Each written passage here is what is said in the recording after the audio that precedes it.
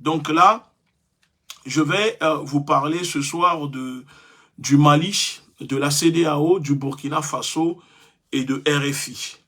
Alors, avant de commencer, comme d'habitude, mes salutations révolutionnaires fraternelles au peuple africain, à la communauté, aux citoyens français, amis d'Afrique qui soutiennent la lutte que nous menons. Et je souhaite envoyer mon soutien à Monsieur Pierre Paoli, un militant indépendantiste corse, arrêté injustement sur décision politique par l'État fasciste français. Ils sont emprisonnés avec ses camarades. Donc, nous appelons et on se joint pour demander à la libération de ces braves messieurs qui luttent pour l'indépendance de la Corse. Ce sont des indépendantistes. Donc, moi, j'apporte mon soutien et j'assume parce que c'est ça la coalition des peuples opprimés contre l'oppression de l'État français. Et je profite aussi pour rendre hommage en ce jour de 6 décembre, je souhaite rendre hommage aux grands révolutionnaires socialistes dont je suis un admirateur, je suis très admiratif de sa lutte, de son parcours politique, qui est le camarade Hugo Chavez, paix à son âme, décédé. Donc vous savez qu'il a pris le pouvoir, il a été élu le 6 décembre 1998 par le peuple vénézuélien, malgré les attaques, malgré les coups d'État orchestrés par les États-Unis qui ont tout fait pour le faire renverser, le peuple l'a toujours remis au pouvoir. Et Chavez, pour ceux qui ne le savent pas, était un ami, un frère du peuple afro et de l'Afrique. C'est quelqu'un qui soutenait énormément le peuple afro et le peuple africain, que ce soit sur le plan politique, économique, etc. Et de plus, il avait une admiration. Il était très attaché au continent africain. Je l'ai vu, je le vois au Venezuela, parce que pour ceux qui ne le savent pas, 60% de la population au Venezuela est afro-descendante et 8% sont cimarrones, ce que vous appelez noirs, les cimarrones. Et donc, la grand-mère d'Hugo Chavez était une africaine. Voilà. C'est très important de rappeler cela. Donc, l'histoire africaine d'Afrique est très, très ancrée dans l'histoire au Venezuela et le peuple est fier d'avoir l'Afrique comme terre-mère, mais malheureusement, beaucoup ne sont pas au courant parce que les médias ne parlent pas de ça, donc c'est tout à fait normal. Voilà, ça c'était l'introduction. Ensuite, je vais vous parler du Mali et de la CEDEAO, parce que j'ai pris le temps de prendre quelques notes.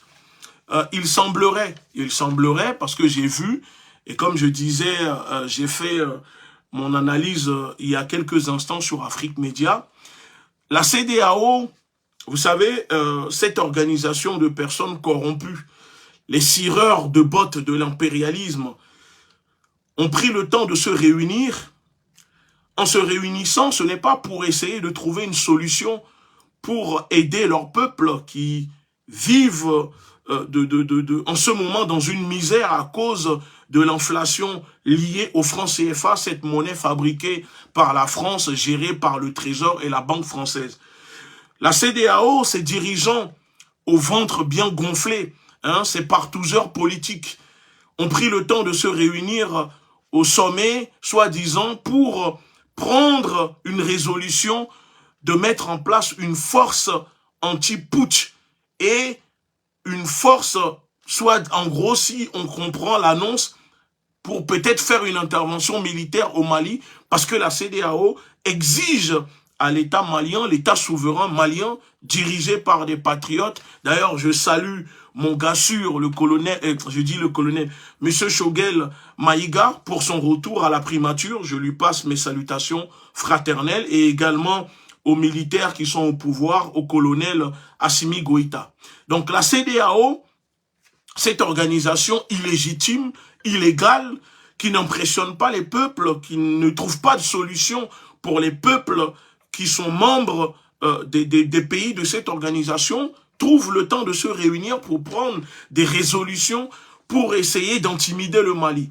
Parce que vous savez, on l'a toujours répété en disant pourquoi la CEDEAO ne met pas en place une force pour lutter contre les terroristes, ces hommes que leurs propres partenaires déversent sur leur terre pour les intimider, pour créer la désolation, le désordre, la terreur. Et d'ailleurs, la CEDEAO ne trouve pas, comment dire, l'urgence depuis le temps de lutter contre cela, mais la priorité de la CEDEAO, c'est de tout faire pour affaiblir le Mali, le peuple malien, en les sanctionnant, en enfonçant des cailloux dans la gorge du peuple malien, et ensuite leur demander de respirer avec ces cailloux qu'elle enfonce dans la gorge du peuple malien. Et donc moi, vous savez, je vais essayer de répondre très rapidement pour démonter au fait la supercherie de la CEDEAO, démontrer le deux poids deux mesures de la CEDEAO, comment dire, juridiquement parlant et surtout sur le plan politique. Parce que vous allez vite comprendre que la CEDEAO est plutôt là pour faire ce que j'appelle les éléments de langage, hein, du marketing, de la manipulation et du populisme de sous-égouts, parce qu'il y a les goûts, mais eux, c'est des sous-égouts. Voilà, pour essayer hein, de montrer à leur maître que, vous voyez, on est capable de se réunir dans nos costumes endimanchés, délabrés de démocratie, de liberté et de justice sociale, pour essayer d'intimider, hein, entre guillemets, et prendre des sanctions contre le Mali. Alors, ce que moi j'ai retenu, et ce que j'aimerais dire concernant la CEDEAO, est très simple. On peut remarquer que la CEDEAO joue en double jeu, parce que c'est tout à fait normal. C'est la France, l'État français, l'Union européenne qui finance et qui ont la main mise directement sur la CEDEAO. Parce que la CEDEAO est une coquille vide. D'ailleurs, posez-vous la question. Pourquoi sur le continent africain, il existe autant d'organisations sous-régionales? Malgré cela, les choses n'avancent pas, les choses ne changent pas. Vous n'avez pas vu que c'est une balkanisation de l'Afrique avec des organisations sous-régionales, CEDEAO, Union africaine, CESMAC, CEMAC. En Europe, il n'y a qu'une seule organisation, l'Union européenne. Hein? Alors, et qui porte la voix des pays qui sont membres, avec des parlementaires que moi je qualifie de parlementaires. Mais en Afrique, c'est le contraire. Il y a tellement d'organisations qu'on ne sait plus où mettre la tête. Vous prenez les passeports des citoyens qui sont membres de ces pays, il n'y a même plus de place sur le passeport pour écrire, parce que il y a tellement d'organisations qu'on ne sait plus quoi faire. Alors voilà, le problème de la CEDEAO pour moi est très simple, et je vais reposer la même question que j'ai posée sur Afrique Média aux autorités maliennes. La première des choses que je dis aux autorités maliennes est ceci. Depuis longtemps que nous disons, nous réclamons cela. Pourquoi le Mali ne quitte pas la CEDEAO? Vous savez, quand on est membre d'une organisation et que cette organisation ne vous apporte pas du bien, mais vous crée plus de problèmes, la seule solution est de quitter directement cette organisation. On a vu avec la francophonie, le Rwanda, pour couper court avec la France, a quitté la francophonie. On a vu avec d'autres pays. Donc pourquoi les autorités maliennes jusqu'à présent ne prennent pas, n'enclenchent pas le processus de quitter la CEDEAO?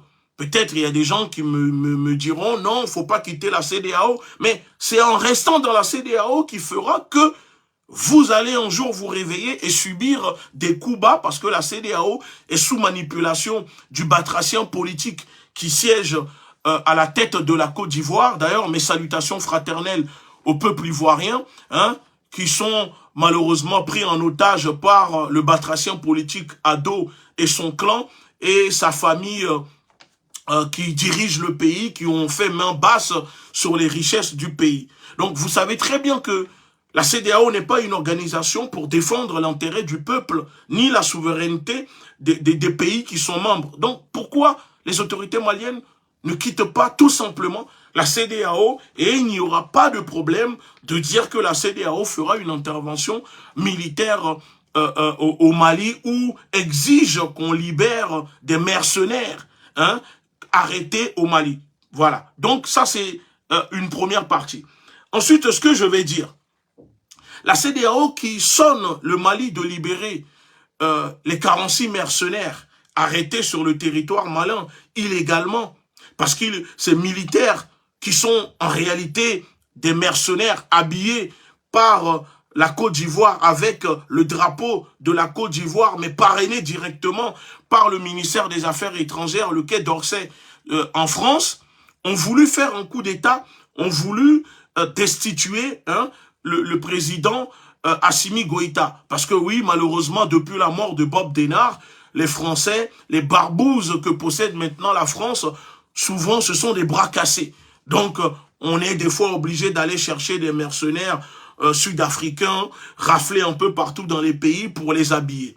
Alors, la CEDEAO qui prend le plaisir de se réunir pour sonner le Mali de libérer ces mercenaires militaires arrêtés au Mali, mais la CEDEAO ne prend pas décision et ne sonne pas les têtards, je dis bien les têtards politiciens qui siègent au sein de cette organisation comme Alassane Ouattara.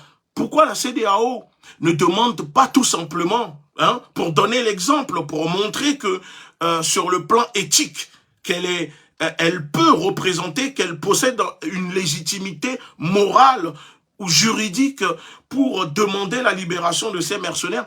Pourquoi la CEDEAO ne demande pas à Alassane Ouattara, le batracien politique de Cocody, de libérer les prisonniers politiques qui croupissent en Côte d'Ivoire depuis qu'il a pris le pouvoir? Pourquoi la CEDEAO ne demande pas à Alassane Ouattara de rendre justice à ces pauvres familles ivoiriennes qui ont vu la tête de leurs enfants coupée et on a joué au ballon avec quand il y avait les élections présidentielles? Pourquoi la CEDEAO ne demande pas à Alassane Ouattara de rendre justice pour cela? Ou la justice entre cireurs de bottes de la CEDEAO, ça ne concerne que quand il s'agit du Mali. Moi, je ne comprends pas, parce que la CEDEAO qui veut parler de justice, mais les personnes qui siègent, qui se réunissent pour prendre des sanctions ou qui exigent des choses, eux-mêmes ne sont pas propres. Alors, vous prenez le cas du Togo, parce que oui, au Togo, il y a un président qui siège dans la CEDEAO. Et ce président, vous le savez, c'est le descendant direct du président Eyadema qui est mort. Ça fait plus de 56 ans que la dynastie règne à la tête du Togo.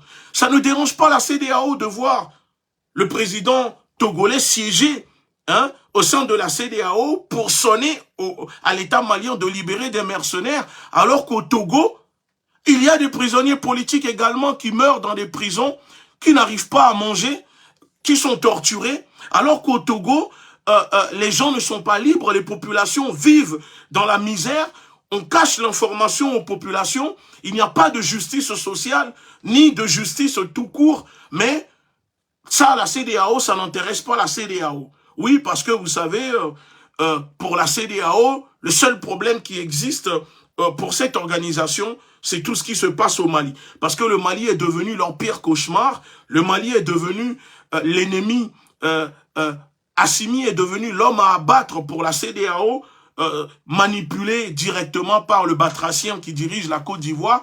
Donc, il n'y a que ça qui les intéresse. Et si on prend le cas du Sénégal, parce que oui, il y a le Sénégal dans la CEDEAO. Macky Sall siège à la CEDEAO.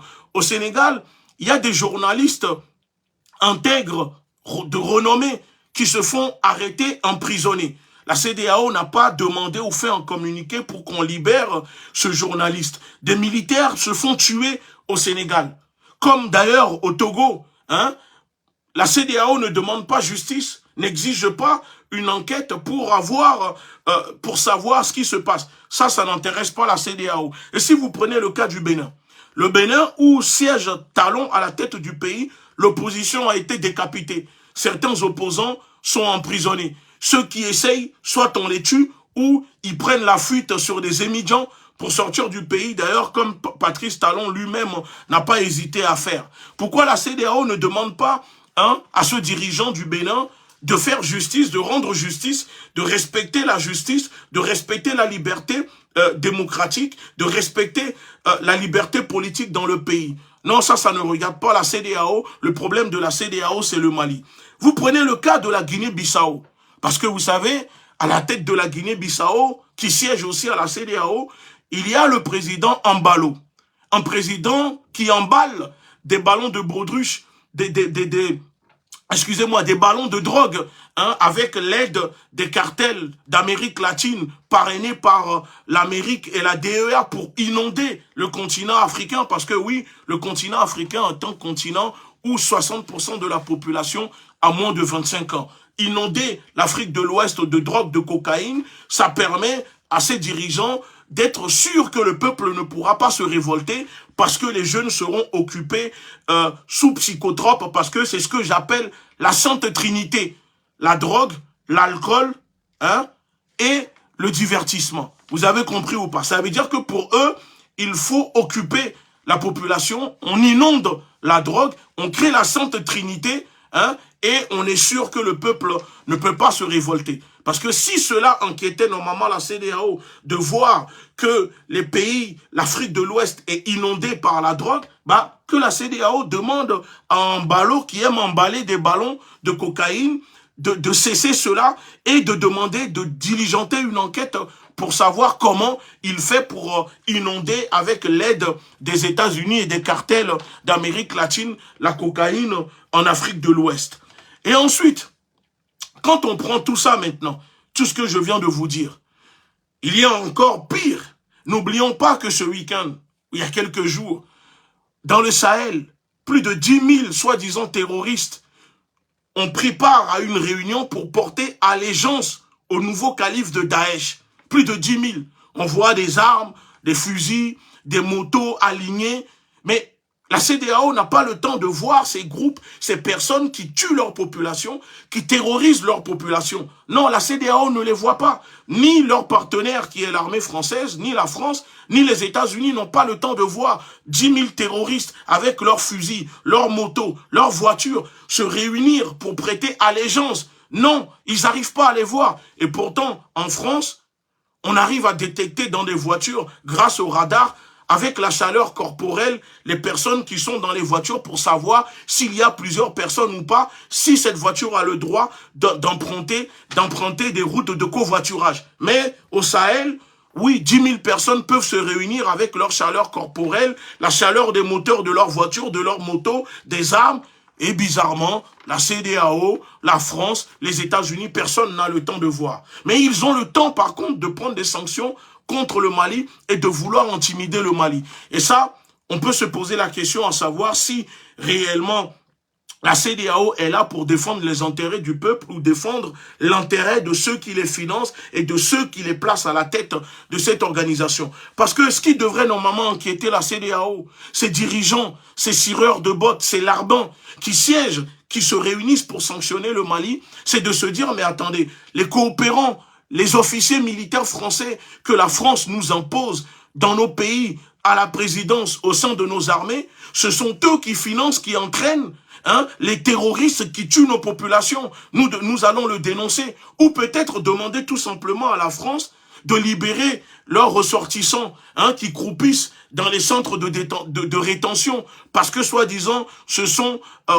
des migrants sans papier ou leurs ressortissants qui sont injustement condamnés par une justice négrophobe, raciste en France ici et qui n'ont pas de moyens de se défendre et qui sont abandonnés par les ambassades de leur pays.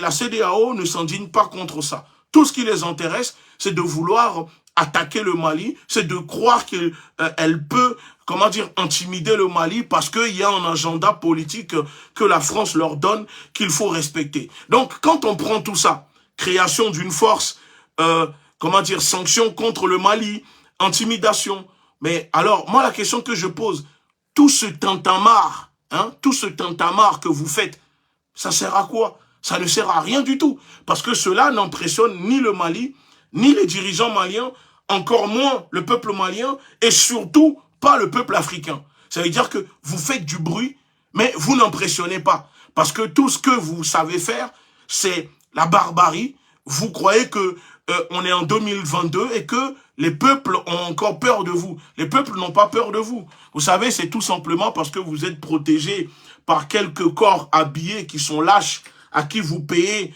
des fortunes pour vous sécuriser. Mais si demain, on donne les mêmes moyens au peuple que vous opprimez, vous le savez très bien en 2 secondes que vous allez fuir vos pays comme Blaise Compaoré.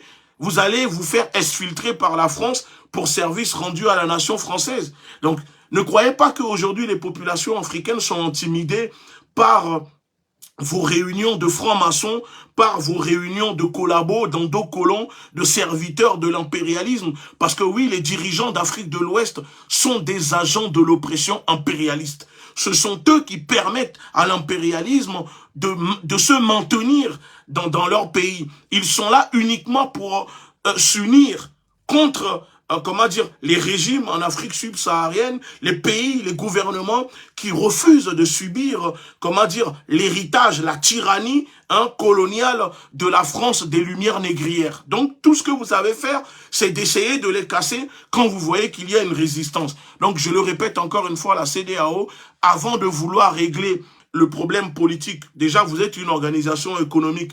Juridiquement, vous n'avez pas droit de prendre des sanctions contre le Mali, encore moins faire intervenir une force militaire pour quoi que ce soit. Ce n'est pas le Mali, ce n'est pas le Libéria, ce n'est pas la Sierra Leone, ce n'est pas la Gambie, comme vous avez fait à Yaya Jammeh. Sachez-le, que si vous essayez, si vous osez, ça va commencer peut-être au Mali, mais ça finira dans vos capitales, à vos pays. Parce que la guerre, ce n'est pas seulement dans un sens, c'est dans les deux sens. Donc si vous avez la capacité de déclencher une guerre, parce que oui, si vous attaquez le Mali, c'est une guerre.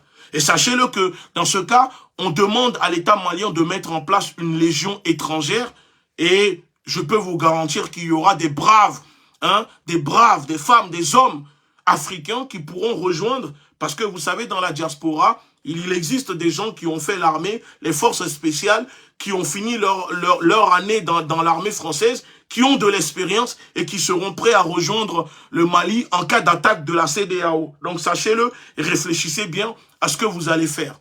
Alors, pour le cas maintenant du Burkina Faso, on a vu au Burkina Faso que, les autorités ont décidé de suspendre, le média propagandiste RFI dans le pays.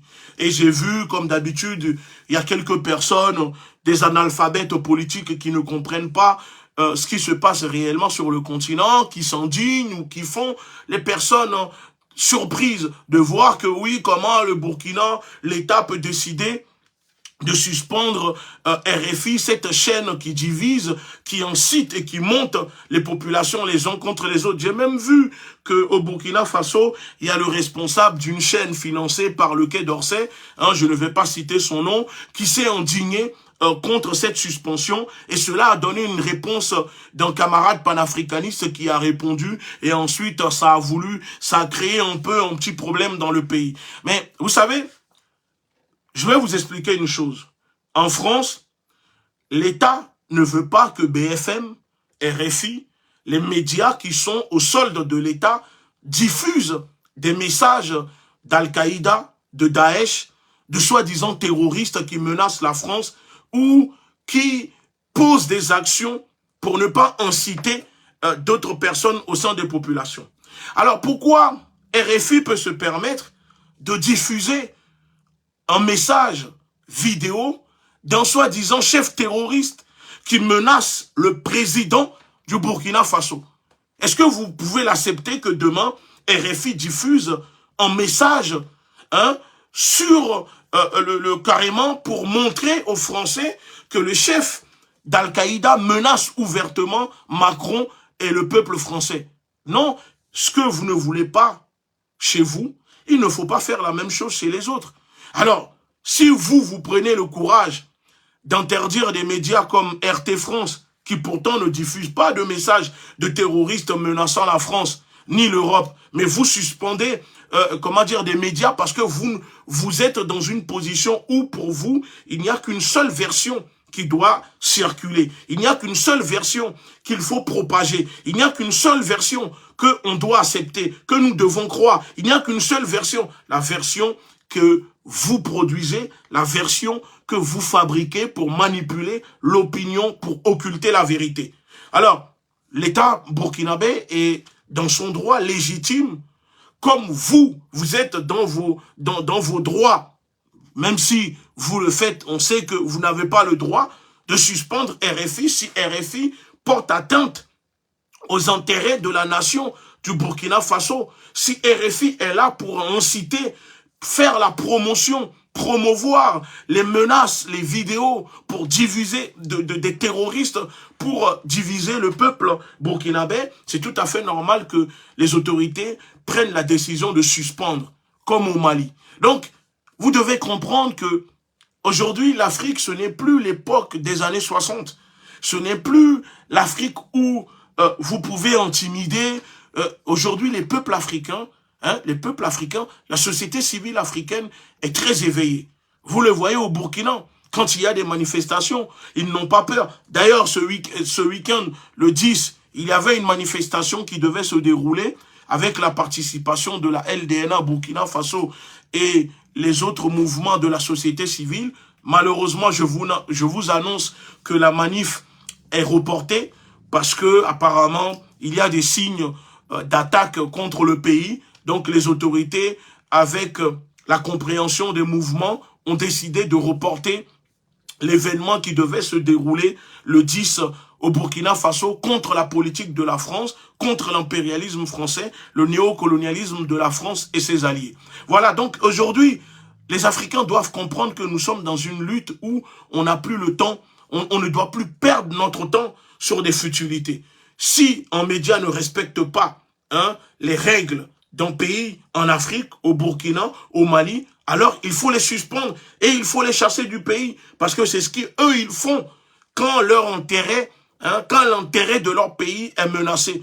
Alors les Africains font la même chose. Et ça ne doit pas vous choquer. Ça ne veut pas dire qu'il n'y a pas de démocratie. Votre démocratie à vous n'est pas forcément la démocratie dans ces pays. Chaque civilisation a sa façon de concevoir, de voir ou de vivre ce que vous appelez la démocratie. Vous ne pouvez pas imposer votre démocratie au reste du monde. Et d'ailleurs, votre monde s'écroule et le modèle civilisationnel qui va diriger la planète dans les années à venir, c'est l'Afrique et l'Amérique latine. Parce que tout le monde le voit que votre monde est sur le déclin aujourd'hui. Donc, il faut l'accepter aussi cela, que peut-être vous avez régné maintenant sur le monde entier et que maintenant votre monde s'écroule, votre vie s'écroule, que les peuples se sont éveillés et que c'est peut-être la fin de votre civilisation, comment dire, dominante, impérialiste, colonisatrices qui ont créé le chaos, la désolation,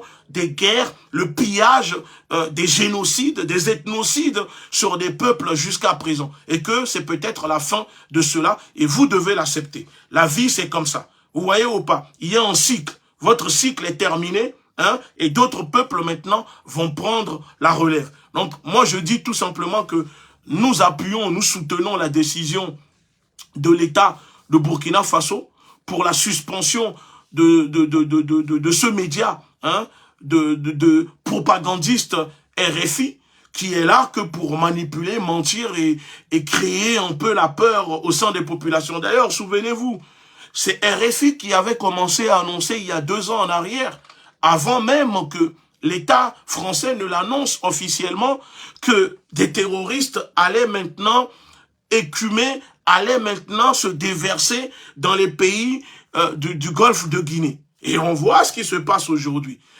Alors, comment RFI est au courant? Tout simplement parce que RFI est financé directement par la France. Pour ceux qui ne le savent pas, en France, la plupart des médias, des chaînes de télévision reçoivent des subventions publiques. Chaque année, touchent de l'argent de l'État à coût de millions d'euros. Donc, c'est tout à fait normal que des médias comme RFI, qui sont directement liés à la propagande du Quai d'Orsay, du ministère des Affaires étrangères, reçoivent des informations, puisque je vous ai déjà expliqué que le terrorisme et le management de la terreur, c'est la même chose. C'est la France qui est derrière cela avec les États-Unis. C'est pour ça que je vous avais posé la question hier, que si l'Union européenne et la France qualifient la Russie, entre guillemets, d'État terroriste, comment peut-on qualifier la France et les USA? Comment peut-on les qualifier? C'est l'hôpital qui se fout de la charité. En gros, c'est le camembert qui accuse le Rochefort qu'il pue. Vous comprenez ou pas? De toute façon, nous connaissons maintenant leur technique. Pour tuer son chien, il faut l'accuser de rage. Mais aujourd'hui, les peuples d'Afrique ont compris cela. Et je profite pour inviter au passage les peuples, les citoyens français conscients, mais levez-vous. Levez-vous contre cette tyrannie que vous vivez, que vous subissez. Pensez à vos enfants. Regardez ce qui se passe aujourd'hui. Ce libéral fasciste, ce matamor, hein, ce dictateur qui est Macron et sa bande, tout ce que vous subissez aujourd'hui. Ils vous ont dit à l'époque, ah, portez le masque, ça ne sert à rien. Après, ils vous ont imposé des masques, imposé des couvre-feux, imposé des vaccins, des choses pour vous empoisonner. Il y a quelques semaines en arrière, le gouvernement français vous disait, oh, il n'y aura pas de délestage, on ne va pas couper l'électricité. Aujourd'hui, ils vous disent, mais oui, on va couper l'électricité. Peuple de France, comprenez une chose, que le problème, vos problèmes, ce n'est pas les Africains, ce n'est pas l'immigration, ce n'est pas la Russie. Ça, c'est ce qu'ils essayent de vous faire croire en payant des médias propagandistes avec les agents de l'oppression impérialiste qui sont les journalopes, hein, pour être sûr qu'ils feront véhiculer cette manipulation sur vous pour faire croire que, en réalité, les vrais problèmes des Français, c'est les Africains et la Russie. Non, ça c'est faux. Ça c'est une façon de vous endormir. Donc, éteignez un peu votre télé, allumez votre cerveau, hein, et réfléchissez par vous-même. Arrêtez de vous laisser contrôler votre cerveau par des propagandes, par des médias, par des journalistes. Il n'existe plus de journalistes en France. Ce sont des agents de l'oppression impérialiste. Donc, levez-vous, libérez-vous de cette tyrannie parce que les Africains, eux, le font déjà et sont en train de se battre contre l'élite de votre pays qui sont, malheureusement, qui est une élite corrompue, prostituée. Parce que vous le voyez, pendant que Macron se pavane aux USA avec sa femme pour aller cirer les bottes de son maître Joe Biden, la France n'est plus capable de produire du paracétamol, Doliprane pour enfants, il n'y a plus de lits dans les hôpitaux, la France n'est plus capable de produire de l'électricité, la France est aujourd'hui en état de décomposition avancée parce qu'elle est devenue une colonie, une simple colonie économique, une zone touristique pour les États-Unis. Alors, réveillez-vous et défendez-vous. C'est tout ce qu'on vous demande. Alors maintenant, je vais finir en disant aux Africains, vous savez qu'aujourd'hui, la société civile africaine, la nouvelle génération en Afrique est une génération très consciente. Malgré ce qu'on peut dire, on le voit que vous êtes une génération consciente. Vous avez compris les enjeux, vous comprenez les enjeux, même si on sait que les États de vos pays font exprès de ne pas miser sur l'éducation, de ne pas miser sur l'instruction, l'école, parce qu'ils savent que en vous laissant dans l'obscurantisme, ça permet de régner, ça permet de vous manipuler. Mais aujourd'hui, quelqu'un qui veut s'instruire, quelqu'un qui veut connaître la vérité, ce qui se passe autour de lui et au-delà, vous avez les moyens, vous avez les réseaux, allez chercher les informations directement. N'attendez pas que eux ils viennent vous injecter des informations fausses pour vous contrôler. Allez vous-même vérifier, croisez vos sources, vérifiez. On sait que malheureusement, il y a un manque d'accès, hein, aux bibliothèques, aux livres dans les pays d'Afrique de l'Ouest parce que les occupations, les préoccupations de vos dirigeants, ce n'est pas de mettre en place des bibliothèques avec des livres, avec tout ce qu'il faut. Non, au contraire, c'est d'inonder vos pays de drogue, de vous laisser dans le divertissement. Et d'ailleurs, je dis, tiens, par exemple, la CEDEAO, si la CEDEAO est réellement préoccupée par le sort du peuple, par le sort de ces populations, mais dites-moi, les pays qui sont membres de la CEDEAO, à part le Nigeria, quel pays, ou peut-être à part le Bénin, le reste de ces pays ne sont même pas capables de soigner 4000 personnes en même temps dans les hôpitaux dans leur pays. Il n'existe pas d'hôpital de référence. Avez-vous déjà vu, si vous prenez le cas de la Côte d'Ivoire, avez-vous déjà vu Alassane Ouattara ou sa famille se rendre dans un hôpital en Côte d'Ivoire pour se soigner? Avez-vous déjà vu un ministre africain du Togo, de la Guinée-Bissau, de la Côte d'Ivoire se rendre dans ces hôpitaux pour se soigner? Non, chaque année, la Côte d'Ivoire dépense l'équivalent de 80 millions d'euros pour faire des évacuations sanitaires. 80 millions d'euros, c'est le prix pour construire un hôpital de référence. Qu'est-ce qui empêche la Côte d'Ivoire de le faire? Qu'est-ce qui empêche le Togo de le faire? Vous voyez ou pas? Ça veut dire que ce ne sont pas des hôpitaux, ce sont des mouroirs. Et ça ne les dérange pas. Donc si la CEDEAO a réellement des préoccupations et veut réellement, lutter pour l'intérêt de son peuple, nous invitons la CEDEAO à construire des hôpitaux dans leur pays, construisez des écoles, construisez des universités, construisez des bibliothèques, au lieu de laisser vos peuples dans l'obscurantisme, dans l'ignorance, parce que cela vous permet de les manipuler. Et je dirais même, je finirai cette vidéo en disant que je pense qu'à un moment, j'invite l'État malien, l'État burkinabé à faire comme la Chine. Pourquoi je demande à faire comme la Chine? Dans quel domaine je demande à faire comme la Chine?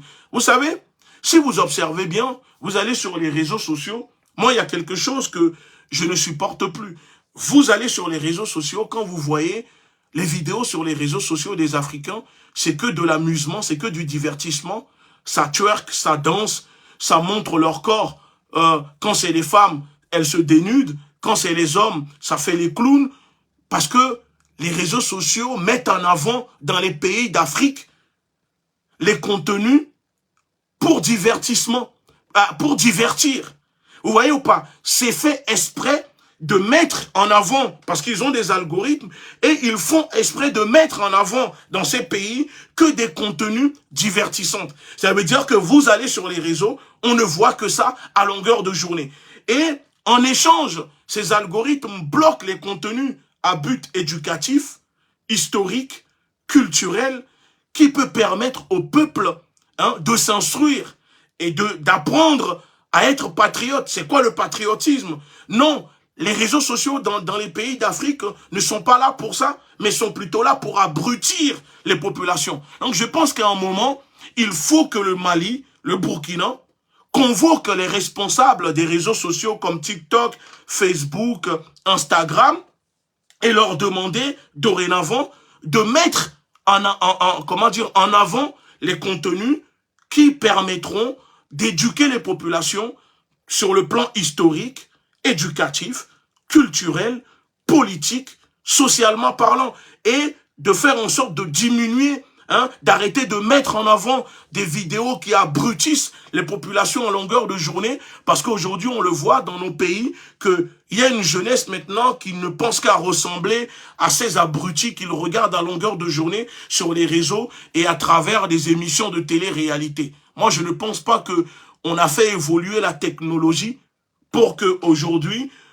des êtres humains puissent penser que des gens de télé-réalité ou des danseurs ou des gens qui twerkent à longueur de journée sont des modèles. Voilà une proposition comme ça que peut-être les États comme le Mali, comme le Burkina devraient peut-être penser à mettre en place. Il faut réguler un peu ces contenus qui sont là que pour endormir les peuples en Afrique de l'Ouest et mettre en avant des contenus qui permettent, qui vont éduquer le peuple. Voilà, c'est ce qu'on a besoin. Il faut sortir vos peuples de l'obscurantisme. Il faut faire en sorte que le peuple ne reste plus, les gens ne soient plus des analphabètes politiques. Il faut les éduquer. Et quand on éduque un peuple devient puissant. Parce que la puissance, ce n'est pas l'arme nucléaire. Mais quand un peuple est bien éduqué et patriote, alors je peux vous garantir que rien ne peut atteindre ce peuple. Moi, je l'ai vu et je le vois au Venezuela.